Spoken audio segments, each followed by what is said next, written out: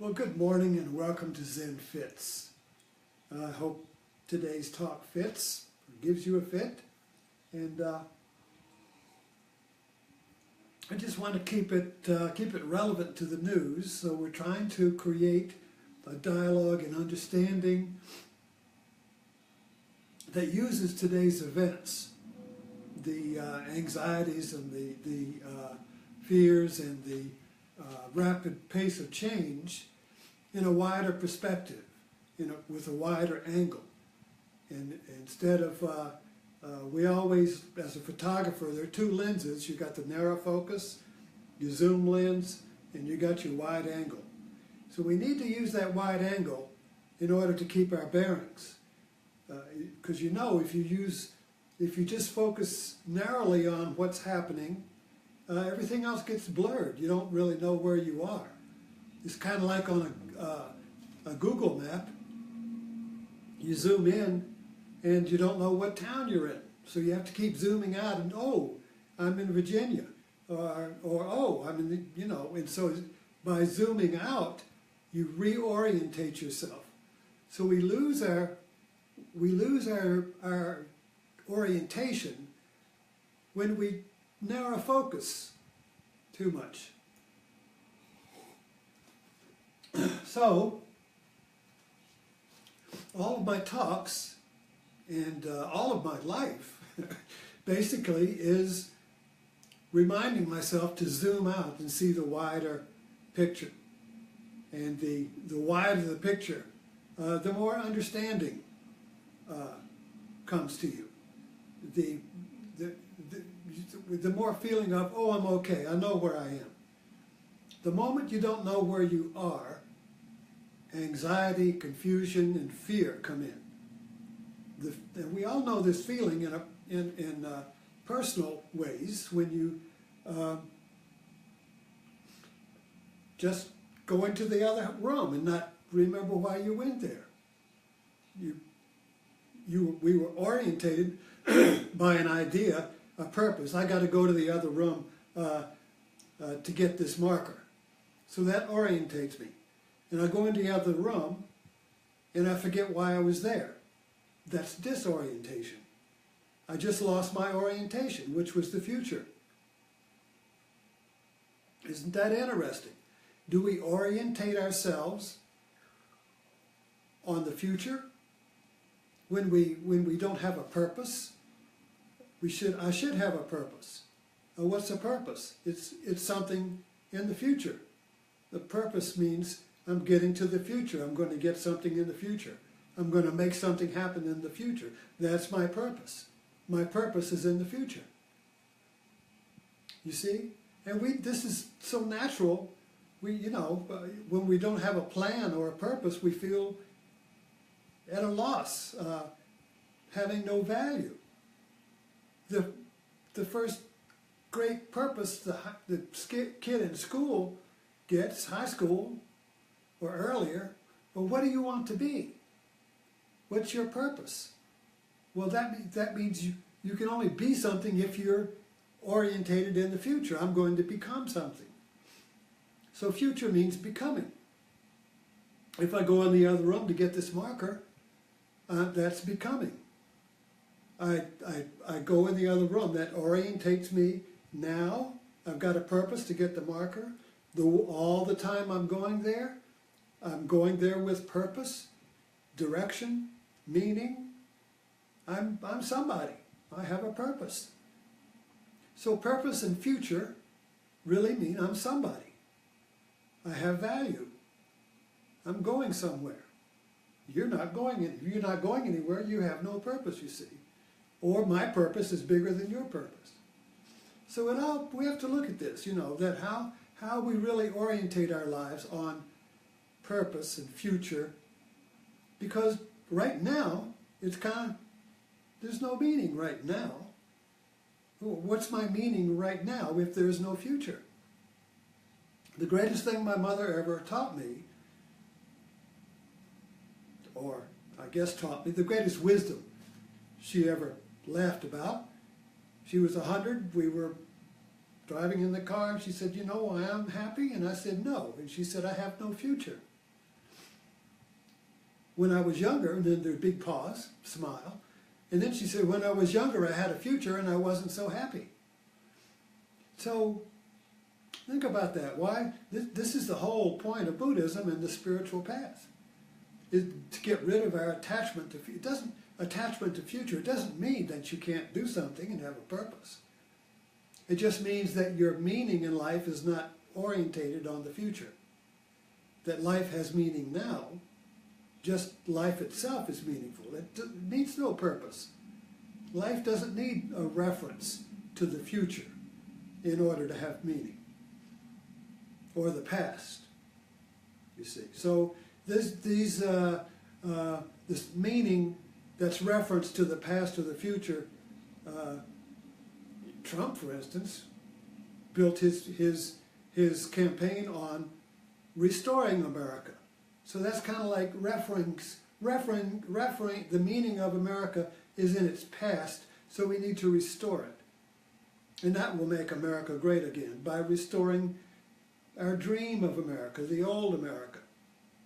So let's talk about this, bring it into context, because today, you know, Morning Joe and the news is all full of is impeachment getting close? This abyss of impeachment, is it closer? No, it's not. We can't. It's not close. Yes, it is. No, it isn't, and so forth. And Trump, and is the White House crumbling? You know, what's going on? So I put this up. Basically, this is from a few days ago, where if you look at the Trump campaign with a really wide-angle lens, it's mythology, it's metaphor. And what is the one central idea or image that held the whole, that created one single idea or image that explained the whole campaign? And I would say that's the wall.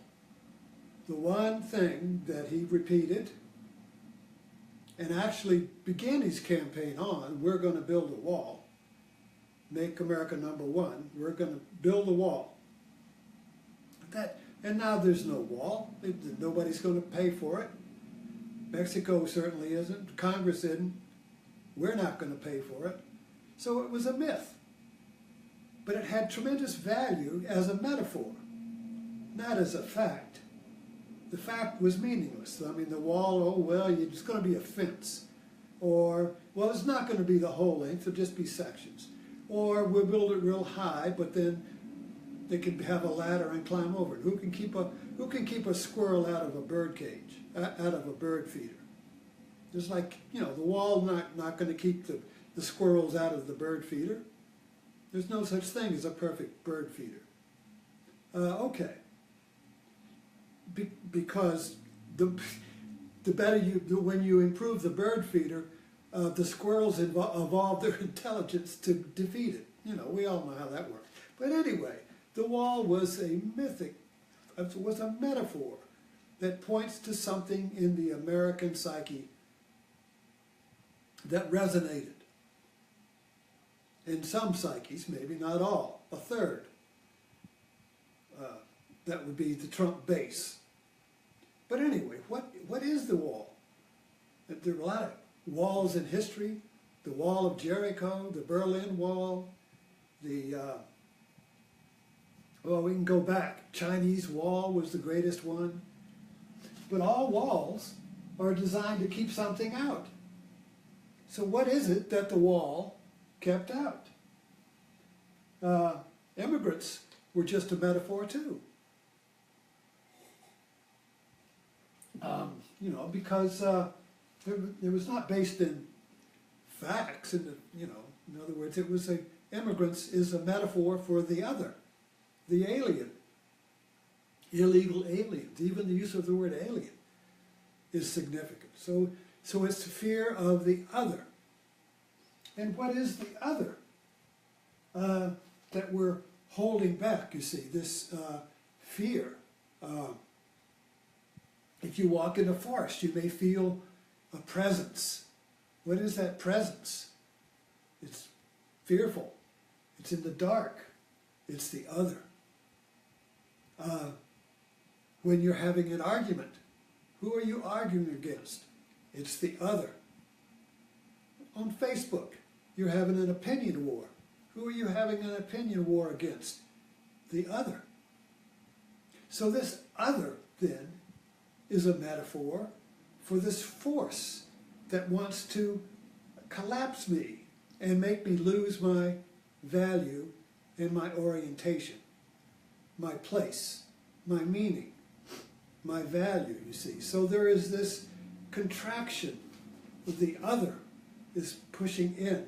And so I build a wall and I hold and I build up defenses and I keep the aliens, I keep the virus, I keep the plague, I keep the barbarians in England.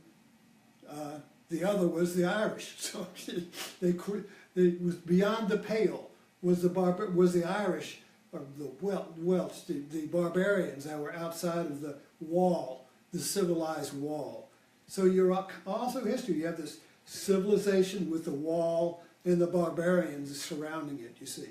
The Roman Empire was built on this conflict between Roman civilization and the barbarians. So the Roman civilization kept expanding the wall, and when it would expand and incorporate the barbarians would then become Romans.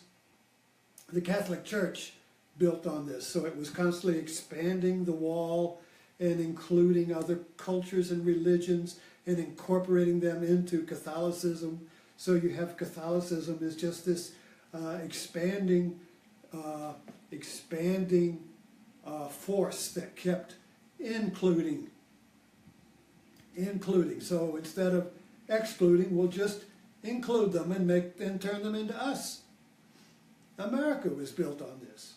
This whole idea of we don't go out and, in other words, the immigrants would come here and you would just expand the wall and include them. So if the Irish came here, they became Americans. If the Germans came here, in other words, the only one that didn't fit that was the blacks, was the Africans, you see. They kind of like the wall was put up, a racial wall, so the civilization was inside and they were outside. And they could only come in if they were in a subservient position. But anyway, I don't want to get into that. But the whole idea is that life is an expanding wall that keeps an expanding universe, an expanding inclusion. And suddenly that stopped. Suddenly a fear came into America against this force. So Trump was basically a metaphor or a symbol of resistance, and he sold himself, presented himself as a fixer.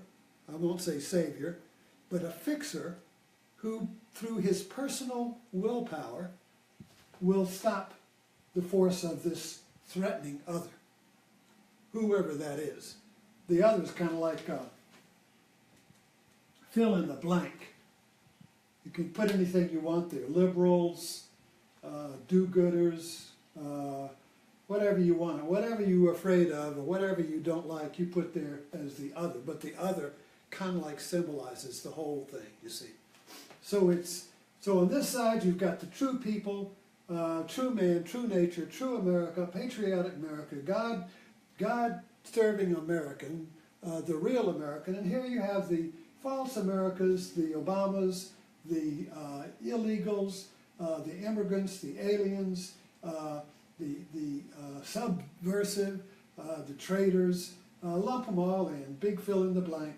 They're all fitting in there. Devil worshippers, evil, entity, fill in the blank. It's just a big pot, but you could just put the other over it. So you got on this side, you got I or us against them and the other. And we're going to put up a wall and keep them out. And that's basically the mythology here.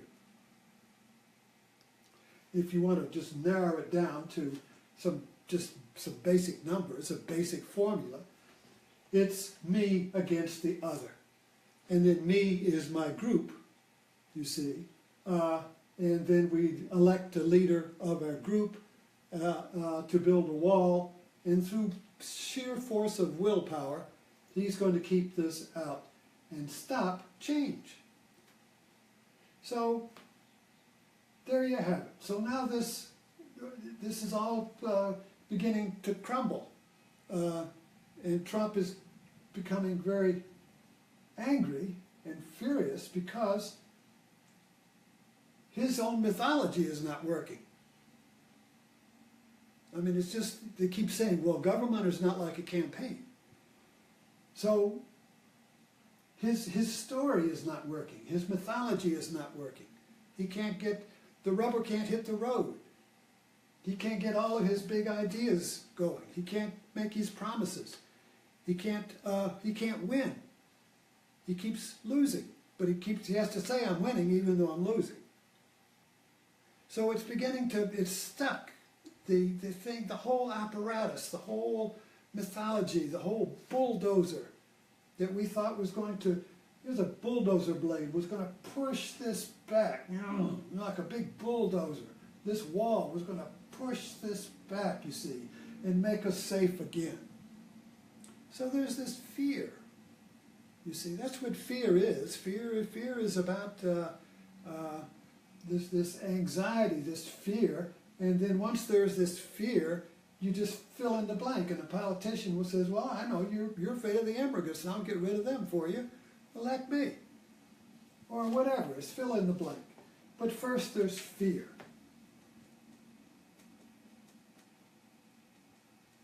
So what is this fear of, you see, since you can't really pin it down on one thing. So I'm just saying, well, if you just call it the other, fear of the other. So you really have, and we talked about this the other day, the cup. You know, so the inside of the cup is me. And the outside of the cup seems to be pressing in on me. It seems to be pressing in and making me smaller. Imagine this would be a potter, you know, and this was still soft clay, and you're the potter, and you keep making the inside of the cup smaller. And so the inside of the cup is me. It begins to fear that I'm contracting, and something is this other, this outside is pressing in on me, and I'm going to disappear. I'm going to be dissolving like Alice in Wonderland. I'm going to shrink to nothing, you see. So I start pushing back, and then I elect somebody who will push back for me, who looks like a pretty good potter, or he's a good pusher. So we push back, you see. So we try to expand. So we're kind of like in the absurdity of one cup at war against itself. The inside fears the outside, and the outside is closing. The outside and the inside are pushing against each other.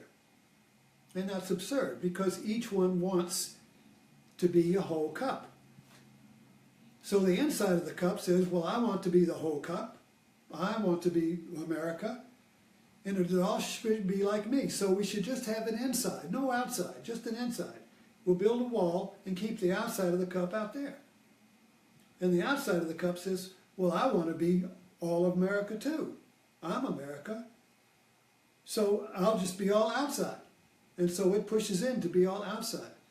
So you have both sides of the cup, each having the same good intention of being the one. And this is the imperative, you see. The one. Okay? So, what is the one? Well, this is the imperative of the cosmos. Or you could say God's law. There must be one. Even Yahweh in the Bible said, have no other God before me. I'm the one. You can, if anything, you have any other God before me, it's a false idol. So I'm the one. And America is constantly holding up its finger. I'm the one. All our sports, everything, beauty pageants, yeah, I'm the one. Test scores, whatever you do. People, marriage fighting, who's the one? The wife says, I'm the one. The husband says, no, I'm the one. Everybody wants to be the one. What is the one? Well, this is the imperative that must be obeyed. Yet, there are two. So there's one cup, but there's two, an inside and an outside. Now, the one cup, the cup is transcendent of the inside and the outside. The inside can't see the whole cup, and the outside can't see the whole cup, but the whole cup exists. Otherwise, you wouldn't be able to drink anything. So the cup only works when you have one cup. So the nation is only going to work when we have one nation. But as long as our nation is split into an inside and me and an outside the other, and then we form these identity politics and go to war against each other, there's no compromise, there's no reference to the one, you see. Each one references itself. And that reference is in the future. So that gets back to the inside, the inside of the, I hope you all are following this, because I'm just winging it. The inside of the cup says, well, I want to be the one, and so everything is going to be the inside of the cup. And build a wall and keep the outside up. But my reference is, since I can't reference the whole cup, which is the real, it references the future. I want to become the one, you see. So I'm going to become the one.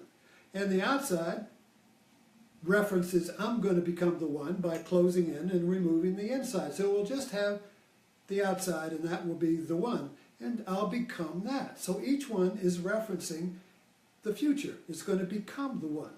So Trump references the future. He doesn't say we are the one. He says we'll become the one. We'll become great again.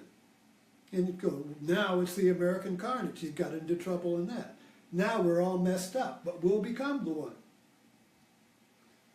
So even that, there's, when we relate that personally, we say, well, I'm okay, so that feeling of being okay is the one. When you feel okay, you're the one. And that oneness is not based on being not the other. This is what the Republicans did all during the Obama years, was that we're the one because we're not the other. We're not Obama. So the inside of the cup says, I'm the one cup because I'm not the outside of the cup. The outside of the cup is evil. And the outside of the cup says, I'm the one because the inside of the cup is in the way. So there you go. The American cup has been divided into an inside and an outside. And that can't be sustained. Because you can't drink from this cup when it's all inside or outside. And we all see that it's absurd. We all know in our hearts that it's absurd, it's crazy. So what is it that knows it's crazy? The whole cup. So the whole, or the one, or the whole that includes the two opposites is always there. Yet our mind gets caught up in our mythic dreams that my group or my image or my identity exists because it's not the other. And I've got to keep the other out in order to be more me. So the bigger the wall, and the more I keep the other out, the more me and the safer I feel. But it's a false safety. And it can't sustain itself. So it's always in a state of falling apart. The wall is always in a state of crumbling. The wall, this is like a dam. This tremendous force of life, the force of the one, is always forcing against this wall that we create like the great ocean would be forcing against a little when global warming and the oceans rise and we build up a wall to keep the water out, it's going to always be coming apart like a dike. So this is a continuous structure built on fear to keep the other out. And the other is the other half of the one. You see, when you divide the cup, it's just the inside, no outside. The outside becomes the other, but it's really the cup trying to become one. So Jesus says, well, love your enemy. Well, what does that mean? It means love the outside of the cup, because you and the inside of the cup and the outside are one cup. So this is a matter of seeing. And it's a matter of when the suffering and the absurdity gets to such a degree that the insanity of it is so obvious, the whole thing will collapse. And maybe we're reaching that point, where the whole absurdity of the left against the right, the conservative against the liberal, the good against the bad, or the good against the bad, or the inside of the cup against the outside of the cup, all of that has been paralyzing our nation for the last 40 years. In wah, wah, wah, wah, wah, wah, wah. Nobody's going anywhere. We can't drink from this cup. Get the roads, everything is falling apart, the infrastructure, the oceans are rising. Everything is falling apart because we're all preoccupied with trying to keep the outside of the cup from the inside of the cup. Because I'm on the inside. You see, I'm the true patriot. They're all the liberals or the conservatives or whatever we call each other, you see. They're all the other. And it reaches the point in our personal lives and in our national lives where it just becomes totally absurd. And at that point, that's Zen. That's Zen. When you see that the Zen cone you've been working on for 20 years is absurd, and you just laughed. The whole effort collapses into one big belly laugh. You just fall on the floor laughing at the absurdity of it. And that laughter and that seeing the absurdity of it brings the cup back together, and you just have a sip of coffee, and life is returned to normal. So, let us that be our Zen moment for the day, and thank you for dropping in.